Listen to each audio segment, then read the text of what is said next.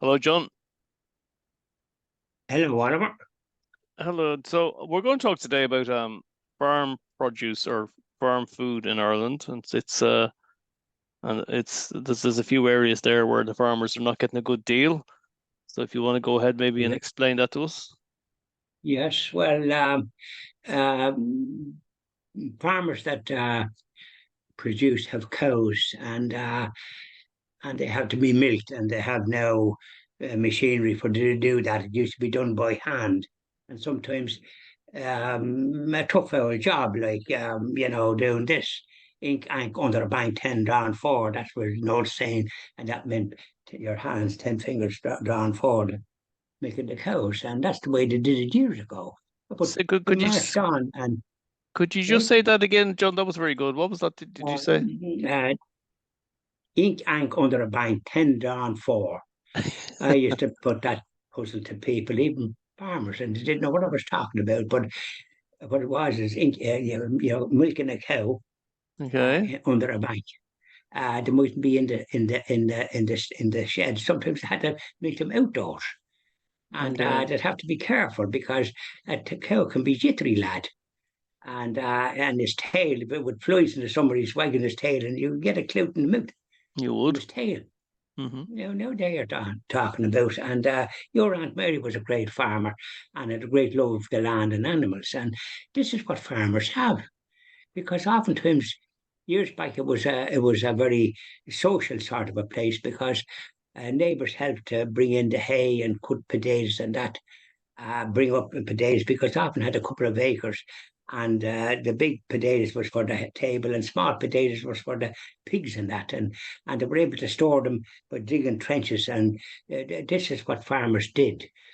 And farmers, wasn't for Charlie High, farmers had a very low income in the west of Ireland, and he helped them with some advantages by way of payments, and so that they were able to live on the land and produce whatever they could. Because oftentimes it was suggested that I think it was with the EU as well, EEC or whatever, they're suffering from something up here, something wrong. Only big farmers with 500 acres. And a lot of our farmers are small farmers. They might have 50 acres, 20 acres, or 80 acres, or 100 acres, and which is a good sized farm. And and they used to have orchards. Every farmer had an orchard. So he had his own fruit. And he used to supply the jam manufacturers. And the jam manufacturers often had land that they grew their stuff as well. But all that was done away with. And with the policies of this government, and maybe when we joined the EU.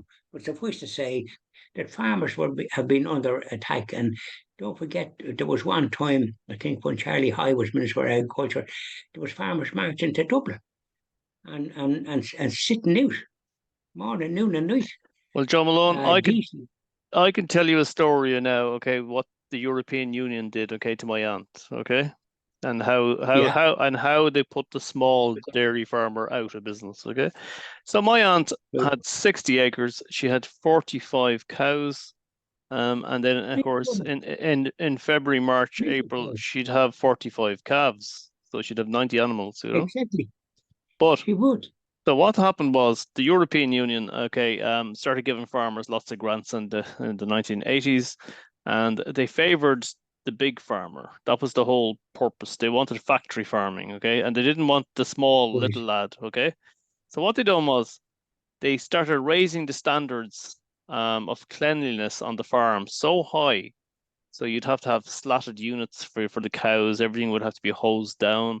Your manure would have to be kept in a certain place, your slurry, and then you'd have to upgrade your farm to a really high standard. You'd have to buy in all the equipment. And it Couldn't would have go, the money for that. you wouldn't have the money for it. So most farmers, kind of small farmers, said, "Ah, well, we won't do that," and they thought they could get by and they just continue on doing things the way they always did. But what happened then was when they upped the standards, they upped the metrics for bacteria and cellulose count, I think it was. So what happened then is the milk would be tested once a month randomly by the creamery. And of course the fellow with the big farm could meet the standard. but the small farmer couldn't meet this new standard because they have their traditional way of working. So the bacteria might be a little bit higher in the milk, even though it's going to be pasteurized and they're going to get rid of the bacteria anyway. That's not an issue. But the fact is, this is how they put the small farmer out of business. So at the time, my aunt would have been getting 92 pence. This would have been 1990. So she would have been getting 92 pence per gallon, okay, for milk. And what happened then was, with the penalties for having a high bacteria count or a high cellulose count in the milk, that was reduced to 32 pence. So a third. Oh my God. So two-thirds of her income taken off of her, okay? And that's how they penalised the small farmer. Disgraceful. And they pushed them out. Yeah, well, wasn't that kind of absolutely stupid, and not alone stupid, short-sighted in every way? As a matter of fact, in Italy, they reacted to that, and small is beautiful become a mantra in Italy. They were against that sort of interference with the livelihoods of farmers. Now, funny enough, when I was young, the farmer used to come around in a horse and cart, and you had your jug or whatever it is, and he gave it, and it was none of this pasteurised and all this sort of stuff. They started sort of as if like we were all going to be meeting our maker before our time, and we were as happy as Larry and healthy. There's none of this going around with a long puss and all this sort of stuff. And farmers were great people, and they were very cooperative with one another. But the policies that they adopted, they sort of nearly made them strangers with their own neighbours. And they did such policies that, in hindsight, is disastrous. So anything that they do now, in my opinion, they're suspect. In my view, and you're better off to have your own democracy and paddle your own canoe. Isn't that right? Without somebody telling you what way to do it and how to do it. I mean, look, the European Union has been great in many, many ways for all countries concerned, okay? But it is, at its core, it's socialist. So you can expect all these socialist things to continue to happen, you know? Look, when you get money from people that's up to no good, there's a price to be paid. Yes. It's like the 30 pieces of silver. You're going to lose whatever it is that you have. I tell them to put that money where it hurts. If they can't say it, of course, in public television. But if you're taking money from scoundrels, they're going to expect something from you. And if we weren't in it, we'd be in charge of our own destiny and sink or swim. At least you can have policies and be independent, because some of the countries in Europe are not in the EU and they're doing very well, thank you very much. They're not sort of under the dictates of this, like what we are. And farmers now are being persecuted by their own crowd, probably with dictates from God knows where. They're reducing the herd, the herd. Now, that's going to affect exports, because you see, you have to have food is one of the great natural exports that we have. They've already interfered with the production of turf. We had the best briquettes that you could wish to have. Now we're importing briquettes from Europe, of all places. And so the balance of payments is going against us. Now they're doing this, reducing the herd by 10%. Next year it'll be 20%. Eventually you'll have no cows, and it'll be a desert. As a matter of fact, there were often there one time, Bruce Shields, it was a comedian type of chap, and he bought a bit of a farm somewhere in Meath, 50 acres or something, but he was getting money for what they call set aside. That's right. People are giving money now if they can put a couple of acres off and have it for bees and stuff like that. So because all these things have become extinct because of the way that they insisted that the farmers drain their land and all the rest of it, causing pollution in rivers. So like the policies that they interfered with in farmers, it's disastrous. And by the way, this question of reducing the herd, our competitors are going to be saying to what we export, you can't trust the Irish. They're in the EU. Suppose you're not in the EU, like Britain. They'll cut your throat. So that's the next thing. You're in the meat export business, and you see that this is the dictate by this Green Party that we're starting with here, with farmers and God knows what else. Reduce reduce the herd. That's milking cows. Did you ever hear the like of it? Mm-hmm. It quite a bigger's belief that they could be so stupid. They're all, of course, from the city. They wouldn't know what it. And we were talking about other matters. Uh, Everybody loves the Christmas crib. I'm just digressing for a little bit here. Mm-hmm. And that's been interfered with. A Green Party one in Dublin, Lord Mayor didn't want to have it because the people was uproar. So she had to change her mind. And that's the only way to get the farmers that want to start marching the way they did when Charlie Haughey was trying to do something good for them. It didn't suit them. Mm-hmm. And here now they're being affected. Is there any marches? Are they going up to the dawn the way they used to? What's wrong with them? Or are they cowed down? Your aunt was a very staunch, strong person. But it's only so much. If her income was reduced by two-thirds, this is the agenda, isn't it? Mm-hmm. Isn't it still going on? Absolutely. Farmers are not. If you're going to get rid of what you have, that you're getting a livelihood from your milking cows, and you're supposed to reduce them, you might say, I hope they don't get too discouraged and sort of say, you've interfered with us far too much. We had our own orchards and everything, and you interfered with that. You closed all the jam factories. You have towns and villages deserted. So your policies is ruining the country. Are you supposed to be for the good of people or what?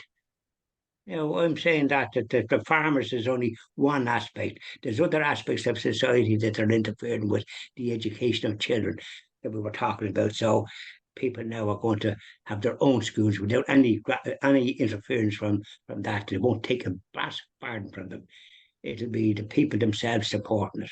Mm-hmm. More power to Redbow, and farmers that want to sort of wake up from whatever slumber they're in and march up there and demand. Their But I think rights. we might have another party with this great Michael Collins from Cork. Mm-hmm. I sent him a great congratulations and he thanked me. I hope that a good few of them comes together, say 50, one in every constituency, and Mm-hmm. see them off. That'd be great. There you go. We Well, depend on the farmers. If it wasn't for them, we'd starve to death. They we produce would. the food that we enjoy. That's it. Yeah. Right. And to We'll point cover. out the We'll. yeah, go ahead. I think we'll cover this maybe in more depth with maybe a few statistics in the future. Yes, well, you see, I think we can kind of see where the thing is going.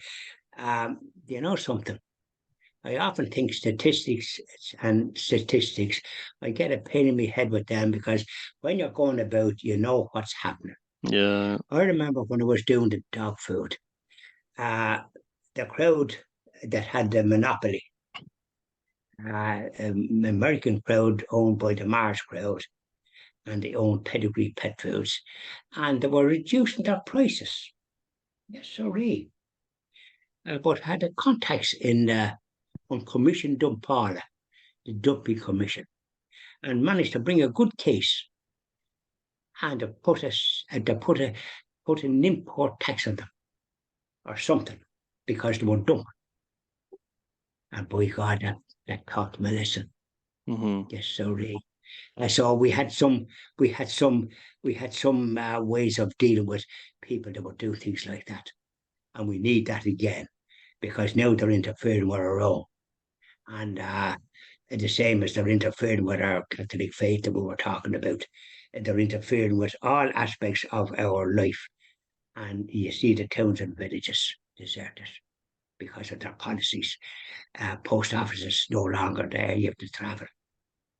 Or if you're not able to drive, you have to go maybe get a taxi and pay for it.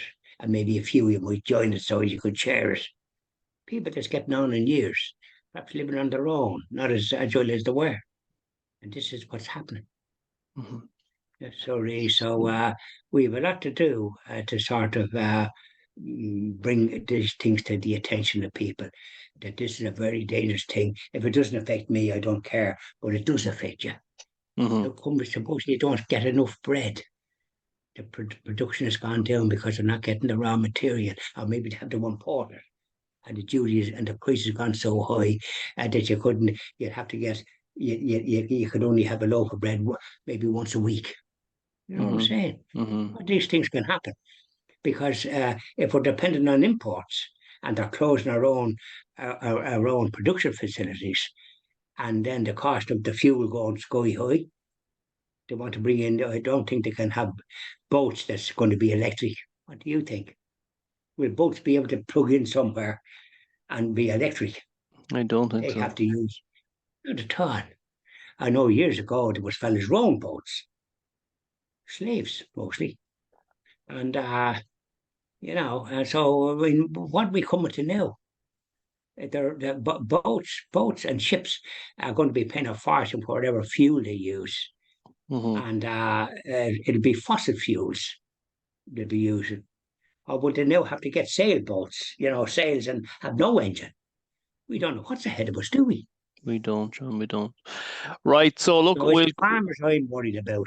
I know. I admire farmers and always have. There must have Hmm. been a farmer in the background somewhere. That's it. So look, we'll cover this maybe in more detail in the future. And thank you You very will, yeah. much. Okay. Thank you very much, Oliver. Thank you. Bye Bye bye. now.